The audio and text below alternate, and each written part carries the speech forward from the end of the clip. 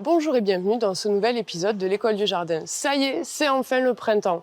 Et du coup, le moment aussi pour nous de pouvoir aménager notre potager. Rappelez-vous, cet hiver, on a préparé un petit carré de potager de 2 mètres par 4 sur les conseils de Mathieu avec du terreau, du fumier pour pouvoir accueillir notre potager. C'est maintenant le moment de choisir les légumes et les fruits que vous préférez pour mettre à l'intérieur. Allez, suivez-moi, on y va. Ah, Mathieu, bonjour. Bonjour. Comme prévu, j'ai suivi tes conseils. Le week-end dernier, j'ai préparé mon petit carré potager. Alors, mon carré potager, j'ai pris 4 mètres par 2 mètres. Je l'ai agrémenté de fumier, de terreau, j'ai tout préparé. C'est Comme très tu bien. m'as dit sur tes conseils. Bon, maintenant, voilà, je voudrais passer à la phase plantation, mais j'ai encore besoin de toi. Je ne sais pas du tout quoi choisir, il y a trop de choix. Donc dans ces 4 mètres par 2 mètres, tu as déjà un bon choix de légumes à pouvoir mettre. En passant par la tomate, par les poivrons. Tu peux mettre de l'aubergine aussi, sans problème. Après, sachant que tu venais, je t'ai préparé quelque chose aussi.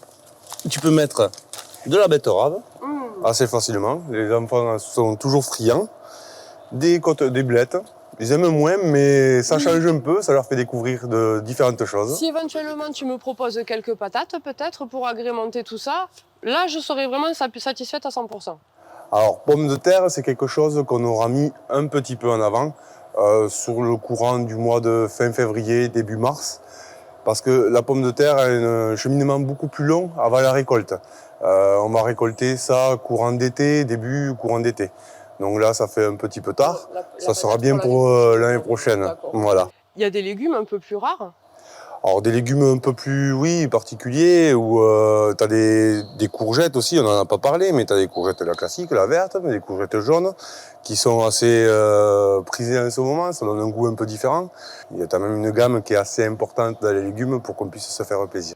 Donc sur mon espace, donc on a dit à peu près là du 4 mètres par 2, je peux quand même prévoir une large gamme de produits. Je fais attention à choisir en hauteur, en largeur, comment... Alors, tu pourras pas tout mettre, mais bien organisé, on peut commencer à se faire plaisir. Alors effectivement, on va choisir par rapport à la hauteur. Pour optimiser la place, ce qui peut être sympa, c'est que entre les lignes, par exemple, de tomates et d'aubergines, on peut mettre les salades, les betteraves, qui sont en plus de ça un petit peu à l'ombre. On va regarder tout ça ensemble si tu veux. J'ai une petite question éventuellement encore parce que j'ai des envies de fraises, de persil, de plantes aromatiques. Et peut-être j'ai un petit espace sur ma terrasse qui pourrait accueillir une jardinière, un carré potager. Je ne sais pas, est-ce que tu as des solutions peut-être là à me proposer pour ces petites plantes? Tu verras, ça peut être une très bonne idée. Il y a plein de solutions qui sont mises en place pour justement des espaces où on ne peut pas travailler la terre, soit parce qu'il y a très peu de terre, ou soit parce qu'il n'y en a pas du tout, comme sur les terrasses. Donc il y a des carrés potagers qu'on peut poser au sol, d'autres carrés potagers qu'on peut mettre en hauteur. Il y a plein de solutions. Bon, on laisse mes blettes de côté et puis on revient alors. Allez, c'est parti. Ah, ben, voilà, le fameux carré potager, tout à fait. Alors là, comme ça, il ressemble pas trop à un carré potager pour l'instant. Il va falloir bricoler un peu, mais rien de très compliqué. Bon. Est-ce que je vais être capable de le monter toute seule chez moi? Bien sûr. Oui. Tu vas voir, on le fait vite faire ensemble, ça prend pas longtemps et il n'y a rien de compliqué. Tout à fait. Oh, super. Alors, tout simplement, on met bord à bord, Ah oui, c'est ça. comme ça. Hop. Et le serre-flex. Alors, je te montre sur ce côté. Et ensuite, tu pourras faire l'autre. Voilà, tu en mets un sur les 10 premiers centimètres et 10 centimètres du bas pour que ça tienne bien l'ensemble. Tu laisseras jusqu'au moment où tu peux plus. C'est pas mal, hein? Un deuxième pour la partie basse. Merci. J'amène ma partie. Ah, sont pratiques ces activités, Mathieu, en fait. Hein? Le jardin, ça amène toujours de bonnes solutions en famille. Que des activités pour faire bosser les enfants. C'est ça. Et les parents les regardent. Voilà, c'est parfait. Et voilà. Il n'y a plus qu'à mettre Notre petite bâche. notre petite bâche qu'on fera tenir ensuite, tout simplement, avec le terreau contre pour ensuite pouvoir planter dedans. Ben, on peut essayer d'aller planter, ouais, super. J'ai hâte. Allons-y. Bon, on se retrouve devant le super carré potager que tu as déjà préparé. Qu'est-ce que tu vas me proposer du coup? Alors ben, comme tu as dit, on va choisir les légumes qui vont être adaptés. Donc ce que je trouve toujours intéressant dans un carré potager proche de la terrasse, surtout si on a des enfants, c'est un plant de tomates. Tomates cerises, ils sont toujours friands. On n'aura pas le temps de nous de les manger, mais eux certainement oui. Et des légumes avec des volumes beaucoup moins importants, comme betterave rouge, comme on parlait tout à l'heure, salade, on peut mettre du céleri. Tout ça, on va pouvoir le planter.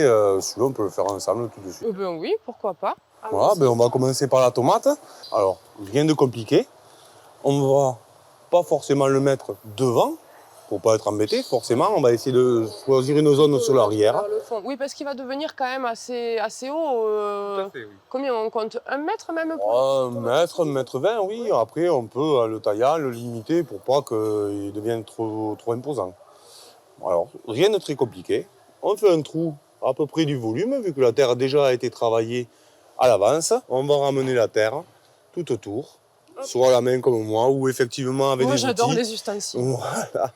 Et on va tasser un peu pour stabiliser le plant. Et voilà, notre plant de tomates est mis en place. Par contre, je vois qu'il a un petit gourmand, on lui laisse ou pas? Voilà, j'allais y venir. Non, parce que moi, j'ai toujours envie de les enlever, ces Alors, petits trucs. c'est bien de les enlever, effectivement, ça va donner plus de force au reste du plant. Et ce qui sera important aussi par la suite, ça sera de lui mettre un tuteur ou un support pour éviter que le plant tombe, vu qu'il y aura forcément de la hauteur, du poids avec les tomates, pour le stabiliser un peu. Les gourmands, rien de très compliqué, on va les prendre et on les coupe à la base. Ensuite, je t'ai préparé un petit assortiment de légumes sympa à pouvoir mettre dans le potager. Donc, on a les blettes, les betteraves rouges. Ça, toujours, les enfants sont friands. Il y a de la couleur, comme on parlait tout à l'heure. Un petit goût sucré qui peut être assez sympa. Du céleri, le céleri rave. Donc là, combien je mets de plants à peu près sur cet espace?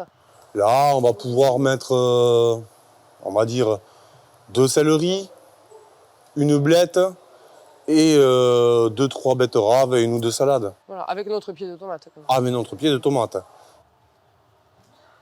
Donc ça, c'est une super activité à faire avec vos enfants, en famille ou tout seul pour se détendre. Hein. Tout à fait, oui. Voilà.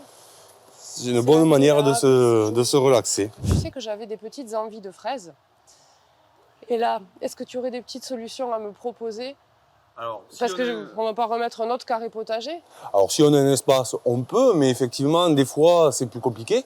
Alors, on a des entreprises locales, comme des entreprises toulousaines, qui nous ont proposé des solutions qui nous ont paru être un petit peu innovantes, comme ces jardins verticaux, qui vont nous faire gagner forcément de place, et où là, on va pouvoir s'amuser en mettant de la fraise, comme j'ai fait dans celui-ci, ou en mettant des plantes aromatiques, donc du thym, du persil. Faire attention quand même à mettre ceux qui ont les tiges qui vont hautes vers le haut, le thym va peut-être plus vers le bas. Tout à fait, oui. Après, tout ça va un peu se mélanger et ça peut faire rendre le côté esthétique et utile. Ça peut être sympa. Ça me plaît, ça.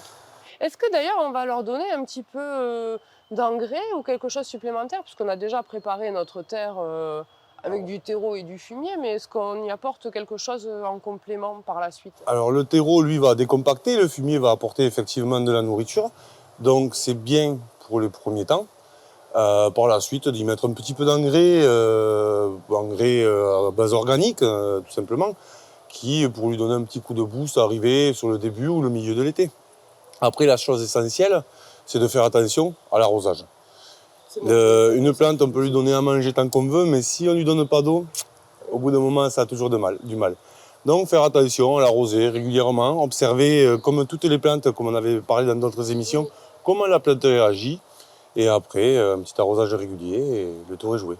Le thym citron, par exemple, peut être efficace pour éloigner un petit peu nos moustiques l'été? Un petit peu, il y a des plantes qui sont toujours plus efficaces, la verveine citronnelle, le géranium citronnelle, le basilic citron, tout à fait. Voilà, ce sont des plantes qui peuvent effectivement faire fuir les moustiques.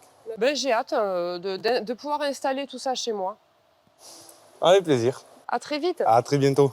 Voilà, vous savez tout pour monter vous-même votre potager et profiter de toutes ces bonnes saveurs. Merci à Mathieu, à la jardinerie Ternaise pour tous ces bons conseils. Je vous dis à très vite, j'ai du travail. À bientôt!